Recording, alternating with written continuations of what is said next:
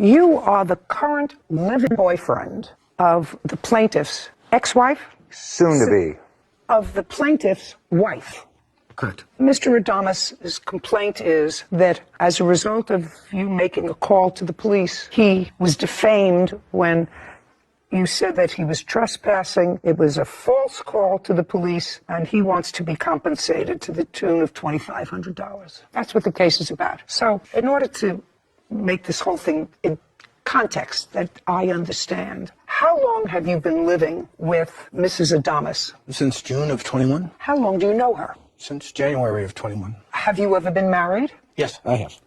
When and for how long? Previously to April of this year, I was married for 15 years. So you were married when you moved in with Mrs. Adamus? Yeah. Legally? Legally. Did you own your own home? I did. With your then wife? Correct. Did she stay in the house? She did. Does she have a boyfriend? Yes, she does. Do you like him? No, I do not. Does he live in the house? Not at this time. Did he ever? Yes, he did. And you didn't like it? No, I did not. So I want you to understand that there is maybe a reason why the plaintiff resents you living in a house that he owns with his still wife and you're living there. Do you understand? I do. Because you sort of have the same situation. You're kindred spirits. Actually, you're kindred spirits. Except my 15-year-old son also lives with this young man. So who cares? Oh.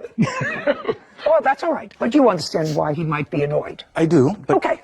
So now, understanding all that, I want you to tell me, because I'm not totally sympathetic with you, sir, because if you and your wife are divorcing, you're entitled to move on with your life, and so is she entitled to move on with your life. Where do you live? You live in an apartment? I live in a condominium. Okay. How long have you lived in the condo? I've lived when we separated March of 2021. And who do you live with? I currently live with my... No. Who do you live with is the question. My older son. And how old is he?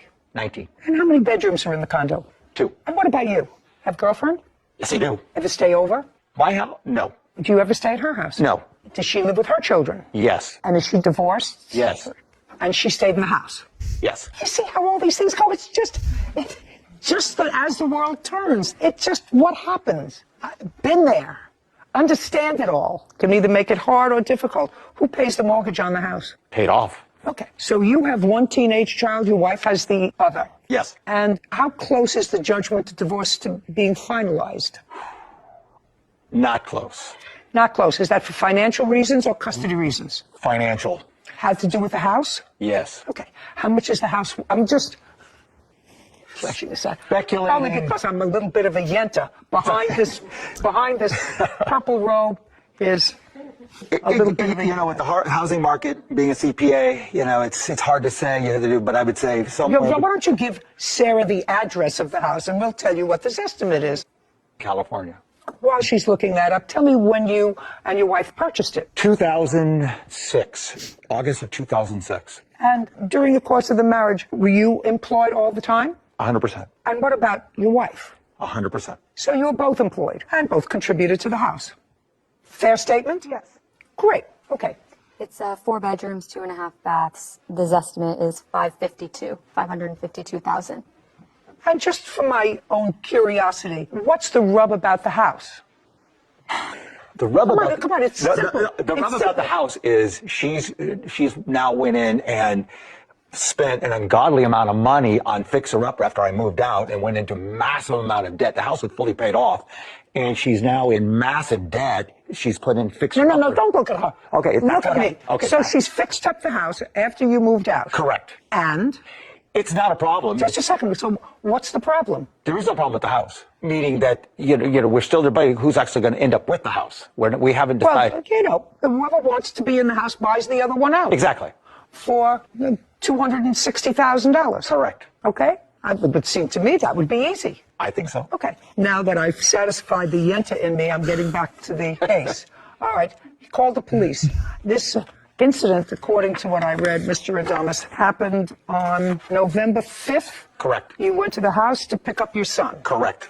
Okay. Was that a meeting that had been arranged before? I have visitation every 2 weeks. Every 2 weeks when? Every other weekend.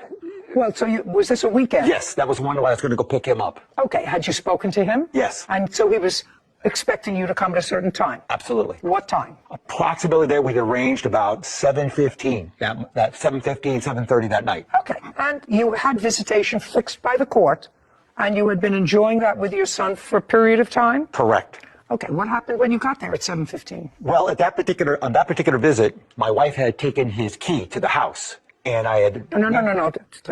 I told you, don't look at her. Oh, okay. Sorry. Oh, okay. I'm getting sympathetic with her. I just want you to know that. Okay. 7:15, you went to pick up your son, and you were annoyed because your wife had taken your son's key away from him. Correct. And you thought your son should have his key because he was 15. Yes. And? So at that particular time, I No, don't look down. Okay, look at me. I went into the house. I'd never been in that house since I moved out, and so I wanted. How did you get into the house? The door was open. Okay, the door isn't wide open. You mean it was unlocked? Unlocked. Okay, so let's not say the door was open. Okay, The door was unlocked. Correct. Door was unlocked. You don't live there anymore. You live in a condo. Correct. Okay, did you ring the bell? No. Knock at the door? Yes. But there's a bell. answered. There's a bell. There was a bell. There's a bell. Yes. Didn't ring the bell. Open the door. Huh? Open the door. Yes. Your house. I own half of it. I'm going to ask my wife a question. Yes. Keep going. Walked into the house. At that particular time, she is sitting there with my son. At that particular time, I asked her to get a copy of the key, and we became into an argument. She didn't want me to have a copy of the key. And I tried to explain to her, without a copy of the key, he can't get in the house. If I drop him off at odd hours, then you don't have to be home. So then she got upset. At that point, then I never met Mr. Albrecht before this time. He comes storming down the stairs. Mr. Albrecht is then... I think Mr. Albrecht's coming to beat me up. He is storming down the stairs. I have since learned that Mr. Albrecht... Just stop. Okay. Just pay careful attention to me. So far, you're in the wrong. Okay. Let me just tell you. Okay. So far, from a legal perspective Right. and a common sense perspective, Okay. you're in the wrong.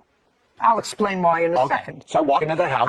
We got past that. Okay. We got past that. So now you want a copy of the key, and For she my says son. no. I don't care if you want to give it to your parakeet. Okay. You're not entitled to a copy of the key. Okay. Let's start right there. Okay. And let's start with my first point is if you're going there to pick up your son for a prearranged visit, Yes. you don't walk into the house. You have a 15-year-old son. A 15-year-old son has a phone. I tried to call him, yes. Oh, he tried to call him. What happened? He said he was there, that he said... Be very careful what you say to me. Okay, he You was called there. your son. And I called my son, be ready to go. He said, okay, I'm ready to go. That was at about 7 o'clock. Yes, approximately. What do you mean, yes, approximately? Yeah, I was probably on my way to pick him up. And so when I come up there, I call him on the phone. he's ready to go. Yes, are you okay, ready to so go? you Ready. walked in. Okay. You had no right to enter the house. Did not know that. Well, you had no right to enter the house. You knew that your wife changed the locks. I did not know at that time she had changed the lock because the door was open. I had not been No. Listen to me. You went there because...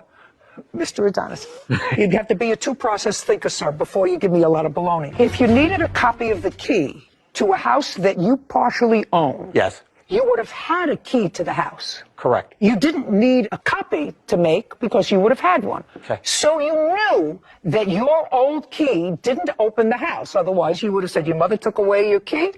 I'll make you another key from my copy. True. True. Of course it's true. He didn't say that at all. What did he say? He said he told me I was trespassing. Then he called on the phone, and when he's on the phone with the police department, he is telling them that I am now committing domestic violence. Now, that is a very serious charge. I mean, okay, we can debate about my access to the house, but when you call the police and say that I'm committing domestic violence, which is a crime in the state of California, that's a game changer. So I want to ask you a question, Mr. Adonis. When you walked into the house and you saw your wife and your son, I want to know, when you walked in uninvited, True. your first words were, I want a copy of the key. That's what you said. You said, I want a copy of the key. Would you read that back to me, please, Whitney? I'll go with that. At that particular time, I asked her to get a copy of the key, and we became into an argument. So now you're in an argument and you're a trespasser. Your case is dismissed. Goodbye.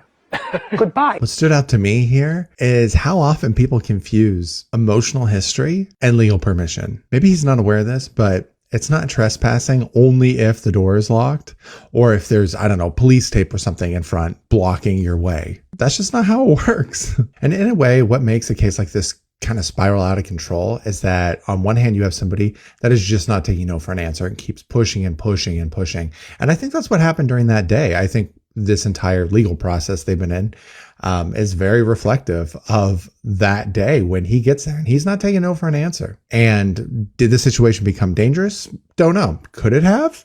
Oh, absolutely. I don't know about the domestic violence call, but who knows? We didn't really get into the details as to what was said, how hot tempers were. Maybe it was a call just out of precaution and dropping domestic violence over the phone. That's one way to cause someone to disperse unless they want to get really aggressive. So if that's how it played out, then I don't blame them at all. And then trying to make sure that your son gets a key. I don't know. That kind of feels like if you know that the locks were changed or were going to be changed, it kind of feels like a way for you to get a copy of the key when you were already told no. But that's just me. What did you think about this case? Have you been in a situation like this before? Let me know in the comments. Thanks for watching.